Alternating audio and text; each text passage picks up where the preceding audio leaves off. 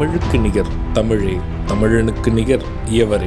2 அடியில் நம்மால் எதுவும் செய்ய இயலாது என்று எண்ணும் மனிதனிடத்தில் 2 அடி குரலில் எதையும் நம்மால் செய்ய முடியும் என நம்பிக்கையை ஊக்குவித்தது திருக்குறள்.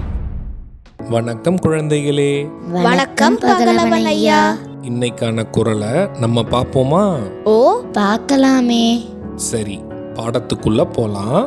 இன்னைக்கான குறள் அதிகாரம் 88, பகை திறம் தெரிதல். குறள் எண் 874.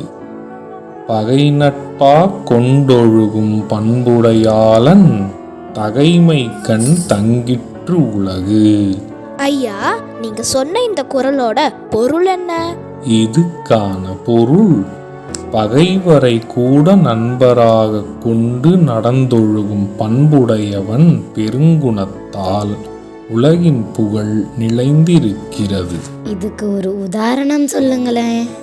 இதுக்கான உதாரணம், தம்மை எதிர்த்து வரும் பகைவரை நட்பாக பழகி நண்பராக மாற்றிக்கொள்ளும் தன்மை கொண்டவர்களை என்றுமே பகைவரால் வெல்ல முடியாது.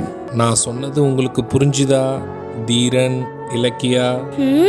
நல்லா புரிஞ்சுது ஐயா. இனி இந்த குறள் எங்களுக்கு மறக்கவே மறக்காது. சரி பசங்களா, நாளைக்கும் இதே மாதிரி சுவாரஸ்யமான குறளை பார்ப்போம். நீங்க வீட்டுக்கு போன உடனே என்ன பண்ணணும்? இன்னைக்கு நாங்க படிச்ச குறளை அப்பா அம்மா கிட்ட சொல்லி காட்டுவோம்.